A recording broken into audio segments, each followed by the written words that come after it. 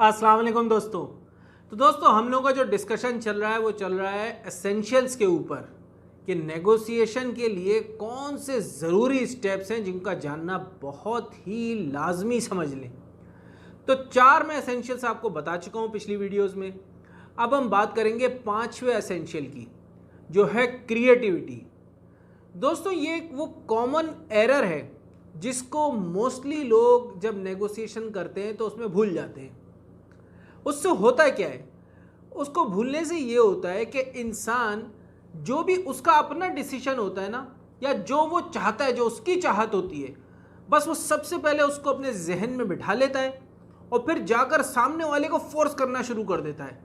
और फिर उसके बाद क्या होता है कि आर्गुमेंट्स शुरू हो जाते हैं और नतीजा कहीं तक नहीं पहुंचता।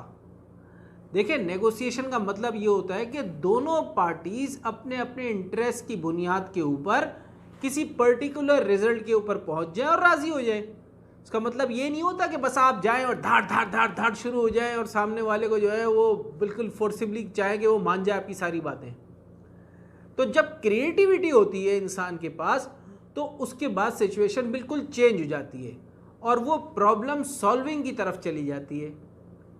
इसमें जो सबसे बड़े इसके फ़ायदे होते हैं उसमें पहला जो होता है वो होता है विन विन सिचुएशन हो जाती है। यानी कि अगर आप आर्गुमेंट्स में ना जाएं और क्रिएटिवली उसको रिजॉल्व करें और नेगोशिएट करें तो एक ऐसी सिचुएशन पैदा हो जाती है कि सामने वाला भी ये महसूस करता है कि वो जीत गया और आप भी ये फील करते हैं कि आप भी जीत गए। That is called win win situation. इसका जो दूसरा बड़ा फ़ायदा है वो ये है कि देखें, जब भी आपके पास आपकी बात के लिए परसुएसिव रीजंस होते हैं ना, तो वो रीजंस आपके फैसले को सपोर्ट करते हैं।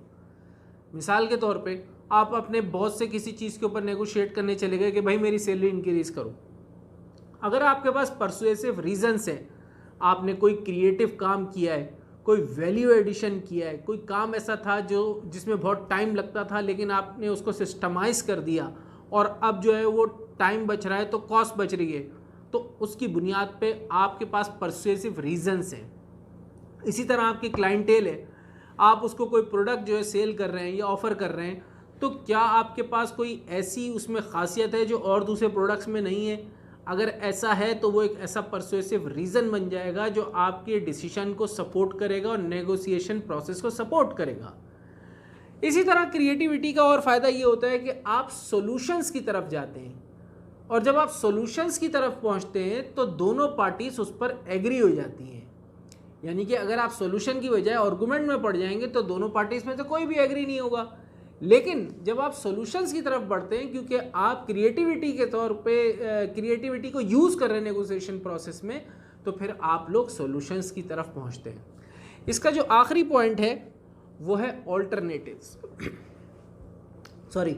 ऑल्टरनेटिव्स का देखिए मतलब ये होता है कि जब भी आप नेगोशिएशन करने जाते हैं तो आपको ये होता है कि यार अगर मैं कहीं पे आके रुक गया और मेरी बात नहीं मानी जा रही और मैं फंस गया, या कोई भी चीज़ जो मैंने सोचा है जहन में मैं उस रिज़ल्ट तक नहीं जा पा रहा, तो आप अपने जहन में कुछ ऑल्टरनेटिव्स भी रखते हैं। और ये वो जो ऑल्टरनेटिव्स होते हैं ना, ये इंसान को मजबूत करते हैं, समझ लें सेटिस्फाई करने के लिए, कंफर्ट लेवल के लिए, और अपने डिसीशंस में एक समझ लें कि वो बिल्कुल फिक्स नहीं हो जाता, डेडलॉक नहीं लग जाता, बल्कि उसके पास ऑल्टरनेटिव्स भी होते हैं। तो वो एक सिचुएशन जो है विन विन सिचुएशन बन जाती है। अब जो इसमें हम आखिरी पॉइंट डिस्कस करने जा रहे हैं एसेंशियल, वो सबसे ज़्यादा इंपॉर्टेंट है, इसलिए मैंने आखिर में रखा था ताकि आपको बताऊंगा आखिर में और आपको इस बात को वाजे करूंगा कि ये बहुत इंपॉर्टेंट है। देखिए, नेगोशिएशन बगैर कम्युनिकेशन स्किल्स के बहुत मुश्किल है कि आप जीतें। अब कम्युनिकेशन स्किल्स में लोग क्या समझते हैं कि सिर्फ जो शख्स ज़्यादा बोल सकता है और सामने वाले को फोर्स कर सकता है, परसुएट कर सकता है, वो ज़बरदस्त कम्युनिकेशन स्किल्स होती है। दोस्तों ऐसा नहीं है। आपने ये सुना होगा और नहीं सुना तो अब सुन लें। Communication skills give you the passport to the world. ये एक मिसाल है। देखिए, कम्युनिकेशन स्किल्स में जो सबसे इंपॉर्टेंट चीज़ है ना, स्पीकिंग तो है ही है, वो है ऑब्जर्वेशन और लिसनिंग। ऑब्जर्वेशन और लिसनिंग। मैंने इसको रिपीट इसलिए किया क्योंकि repetition is the mother of all integration. जब आपकी लिसनिंग मजबूत होगी ना, देखिए होता क्या है इसको समझें, जब आपकी नॉलेज ज़्यादा होती है तो आप अच्छा नेगोशिएट करते हैं। और आपकी नॉलेज कैसे बढ़ेगी? जब आप सामने वाले को सुनेंगे, अपना फेथ जाहिर करेंगे, जितना ज़्यादा उसको बोलने का मौका देंगे, जितना आप सुनेंगे उसकी बातों से आप पिक कर लेंगे, आप उसकी वीकनेस को पकड़ लेंगे। तो listening is very important, is very critical. आपने पहले सामने वाले की पूरी बात को सुनना है।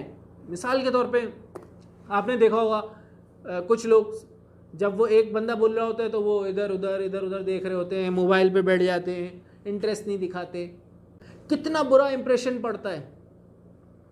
और कुछ लोग आपने देखा होगा ऐसे बैठ के सुनते हैं, कुछ ऐसे बैठ के सुनते हैं, कुछ यूँ सुनते हैं। भाई जब बेगम बात करती है तो कैसे सुनते हो? ध्यान से सुनते हो ना, क्योंकि जब बेगम बोलती है तो आपको ये दिखाना होता है कि यार मैं बड़ी ज़बरदस्त तरीके से आपकी बात को सुन रहा हूँ और समझ रहा हूँ। और जब ऐसा इंप्रेशन नहीं दो तो फिर आप सब जानते हैं क्या होता है। तो इसीलिए आपको सबसे पहले लिसनिंग और ऑब्जर्वेशन ये बहुत इंपॉर्टेंट है इसके लिए। इसमें कुछ पॉइंट्स मैं आपको बता देता हूँ। देखिए जब आपकी लिसनिंग अच्छी होगी तो जो आपके रिलेशनशिप बनने जा रहे हैं ना, जिससे आप नेगोशिएट कर रहे हो, उसकी फाउंडेशन मजबूत होगी, क्योंकि वो आपके फेथ दिखेगा उसमें। उसके अलावा आपको बिजनेस में एक स्ट्रेटेजिक एडवांटेज मिल जाएगा अगर आपकी लिसनिंग अच्छी है और ऑब्जर्वेशन अच्छी है। तो यहाँ पे अब हमने पूरे 6 एसेंशियल्स के ऊपर बात करी, और ये 6 एसेंशियल्स बार बार सुने पढ़ें, क्योंकि इससे हमारी बेस बनेगी, फाउंडेशन बनेगी। और यहाँ से अब हम स्टार्टिंग करेंगे कि नेगोशिएशन के सारे टूल्स और बेशुमार चीज़ें अब हम नेक्स्ट मॉड्यूल्स में देखेंगे इंशाल्लाह।